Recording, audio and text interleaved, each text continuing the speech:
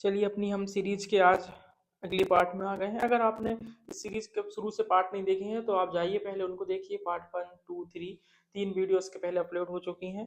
इसमें हम 10th class के आईएमपी क्वेश्चन के चैप्टर वाइज क्वेश्चन कर रहे हैं कि कौन कौन से चैप्टर से कौन कौन सा क्वेश्चन आईएमपी है। देखिए पेपर में तो आपके सारे चैप्टर आना है ना। इस बार कोई प्राइवेट स्कूल या कोई टीचर नहीं बना रहा पेपर आपका कि बस हाँ चलो चुनिंदा 4 चैप्टर उठा लो और उसी से ये क्वेश्चन कर लेना। पूरे चैप्टर से क्वेश्चन आना, ये बात तो तय है, ठीक।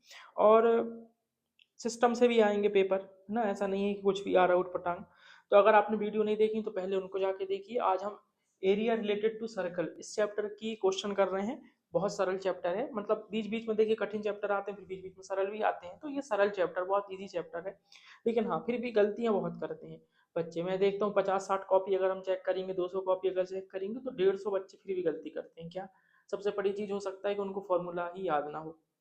और फॉर्मूला याद है तो, और अधिकतर बच्चों को फॉर्मूला याद होता है फिर भी गलती करते हैं। कहाँ कब गलती होती है?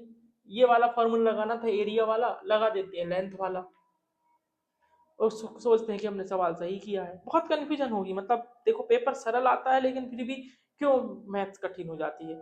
क्योंकि सब बन रहा है। बता, मैं देखता हूँ कई बच्चों को बहुत अच्छे फॉर्मूला लिखते हैं, सब कुछ करते हैं, वैल्यू भी रखते हैं, पुट भी करते हैं, आंसर भी, लेकिन शुरू में ही गलती कर दिए थे, पहले स्टेप में ही गलती कर दिए थे।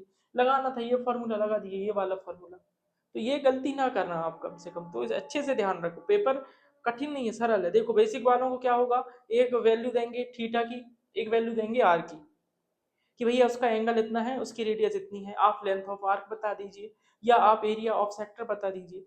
ठीक है, क्या बेसिक स्टैंडर्ड के लिए फॉर्मूला चेंज हो जाएगा? नहीं होगा, सेम फॉर्मूला रहेगा। हाँ सिर्फ इतना अंतर होगा कि बेसिक वालों को जो वैल्यू देंगे, जो थीटा की वैल्यू देंगे, जो आर की वैल्यू देंगे, वो उनको ऑलरेडी क्वेश्चन में जो पहले आपने किया है वही देंगे। और जो स्टैंडर्ड वाले हैं उनको हो सकता है कि वैल्यू नहीं दे दें, चेंज करके दे दें किलो।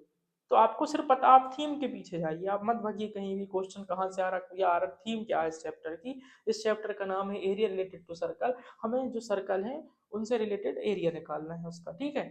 अब एरिया ऑफ सेक्टर का अगर फॉर्मूला, अगर आपसे पूछता है एरिया ऑफ सेक्टर निकालो तो उसका फॉर्मूला होता है theta upon 360 into pi R square. कई बच्चों का थीटा नीचे हो जाता है, 360 ऊपर हो जाता है।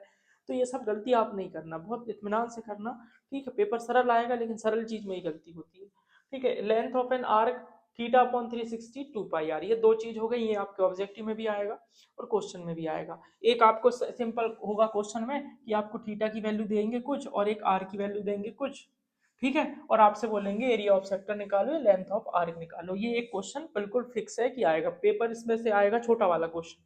सबसे ज्यादा प्रोबेबिलिटी इसकी होगी कि एक ये क्वेश्चन आने वाला है। तो और ध्यान क्या रखना, अगर रेडियस 6 सेंटीमीटर है तो आपका आंसर जो आएगा, एरिया का आंसर आएगा सेंटीमीटर स्क्वायर में, और अगर लेंथ पूछेगा तो आंसर आएगा सेंटीमीटर में। इसे एक छोटी सी गलती के पीछे बच्चे अपना 1 नंबर आधा नंबर खो देते हैं, ठीक। अगर ये कल को मीटर में रहेगी तो ये आंसर मीटर स्क्वायर में, ये मीटर में, ये ध्यान रखना। एक ये तैयार हो गया, फिर आगे बढ़ो। पहले इसको तैयार कर लो, यही गड़बड़ है, यही टूटा है, और फिर क्वेश्चन करना है, ये भी करना वो भी करना, तो ये सब नहीं। तो ये आपका हो गया। इसके बाद आपको इस चैप्टर में ये पता होना चाहिए कि मेजर सेक्टर क्या होता है और माइनर सेक्टर क्या होता है। मेजर सेगमेंट क्या होता है, माइनर सेगमेंट क्या होता है, ये आपसे पूछ सकते हैं कि बताओ कौन सा बड़ा है, ठीक। तो जिसमें मेजर लगा वो बड़ा होगा। अब इसमें हम सबसे पहले सबसे मोस्ट टाइम क्वेश्चन लेके चलते हैं। तो इसमें तो एक ही एक्सरसाइज है, एक ही एक्सरसाइज है और लगभग एक ही बेस से हो जाती, दो फॉर्मूले लगते हैं और हो जाती, ठीक है। 11.1 का देखो, सबसे पहले आप क्वेश्चन नंबर 1, कुछ भी मर्जी नहीं, आप जैसे भी हो, ये क्वेश्चन नंबर 1 आपको करना है। इसको तैयार रखना, इसमें हो सकता है वैल्यू चेंज हो जाए, पर क्वेश्चन इस टाइप का बिल्कुल आप सबसे मोस्ट आईएमपी है। क्वेश्चन 1, उसके बाद क्वेश्चन 3, ठीक है। फिर उसके बाद क्वेश्चन क्वेश्चन आपका लेके चलते हैं हम लोग क्वेश्चन 5। क्वेश्चन 5 का सिर्फ आप लोग करना 1 और 2, उसका थर्ड वाला कठिन, उसको नहीं करना। क्वेश्चन 5 में 1 और 2 बस आएगा, थर्ड वाला नहीं आने वाला, ठीक है। इसके बाद फिर हम चलते हैं हमारा क्वेश्चन नंबर 8, हॉर्स वाला क्वेश्चन, और एक अम्ब्रेला वाला क्वेश्चन। अम्ब्रेला वाला कहाँ है? Question number 10। तो ये आपके इतने क्वेश्चन है, 2 नंबर 3 नंबर के लिए अगर आएगा तो पेपर में ये आप सिर्फ 5 क्वेश्चन कर लें तो आपका काम बन जाएगा। अब किसी को अभी भी है कि नहीं सर थोड़ा और दीजिए, तो चलिए ये फाइनल है, ये आएंगे, ये क्वेश्चन है 5, ठीक। आपको सिर्फ चाहिए कि नहीं सर अभी हमें मन नहीं भर रहा है हमारा, आप थोड़ा और बताइए, तो चलिए थोड़ा और चलते हैं। एक्स्ट्रा क्वेश्चन जिसको करना है, पहले तो आप यही करिए ना, हो सकता है देखो यार आप इतनी मेहनत कर रहे हैं, किस्मत अच्छी रही और पता चला ये क्वेश्चन है टीट और आर वाला, और ये आते हैं देखो कई बार आए हैं, पुराना पलटा के देखो कई बार आते हैं, कई बार आते भी हैं, गलती भी करते हैं, ठीक, गलती ज्यादा बार हो रही है सबसे, और गलती वही है जो मैंने बताया शुरू में। ठीक, अब क्या होगा इसमें, हम जैसे आप क्वेश्चन आपको एक्स्ट्रा चाहिए तो आप एग्जाम्पल इसका जो है 1 देख लेना, एग्जाम्पल 1। ठीक, एग्जाम्पल 1 के बाद एक क्वेश्चन नंबर 2 देख लेना आप।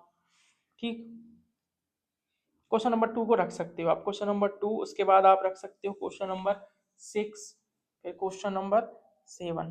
ठीक, ये हैं आपके, बस। फिर लास्ट वाला ऑब्जेक्टिव है 14 नंबर का, तो ऑब्जेक्टिव तो आपको छोड़ना नहीं है, ऑब्जेक्टिव क्वेश्चन नंबर 14 ऑब्जेक्टिव के लिए नहीं समझ में आ रहा है आंसर याद कर लेना, छोड़ना नहीं ऑब्जेक्टिव, ठीक है। अब इतना हो गया। अब दूसरा बात हम क्या करें, दूसरा बात इसमें एक फॉर्मूला आता है, वो फॉर्मूला कौन सा है, एरिया ऑफ द सेगमेंट, अगर कोई ट्राइंगल के बाद जो एरिया बनता है आपने वो फॉर्मूला देखा होगा, theta upon 360 pi R square multiply में है, ठीक है, माइनस होता है ट्राइंगल का एरिया, कौन से का, जो भी ट्राइंगल रहता है वो एरिया ऑफ ट्राइंगल माइनस होता है इसमें, ठीक है, ये फॉर्मूला आता है, ध्यान रखना। तो इसको एरिया ऑफ द सेगमेंट का ये, बाकी आपका इतना करने से आपके ऑब्जेक्टिव भी हो जाएंगे तैयार, और 2 नंबर या 3 नंबर का जो क्वेश्चन आएगा वो भी हो जाएगा। तो फिर मिलते हैं अगले वीडियो में, और अगर आपको क्या चीज में दिक्कत है, कोई चैप्टर में दिक्कत हो, तो हम उसकी आपको थीम पकड़ा देंगे, जैसे इस चैप्टर की थीम पकड़ा दी है, हर एक चैप्टर की जो एक मेन थीम होती है, जिस थीम के पीछे पूरा चैप्टर घूमता है, ठीक है, कोई बड़ी बड़ी चीजों के पीछे नहीं घूमता, ठीक है, बहुत छोटी छोटी चीजों के पीछे घूमते हैं और उसी में हम गलती कर देते हैं। तो आपको कोई चैप्टर में ऐसी दिक्कत है तो वो चैप्टर आप कमेंट करो, तो हम उसको ठीक कर देंगे, एक क्लास काफ़ी है, वो जो भी समस्या हो आपकी, बहुत बड़ी भी समस्या हो, तो उसके लिए 10 मिनट जो मैं बोलूँगा अगर आप वो सुन लेंगे तो वो चैप्टर आपका सबसे ईजी चैप्टर बन जाएगा, इस बात की गारंटी है।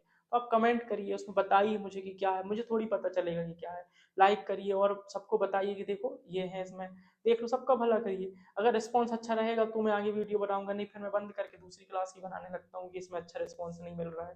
तो ठीक है, फिर मिलते हैं अपन अगली वीडियो में, अगर आपका अच्छा रिस्पॉन्स रहेगा तो।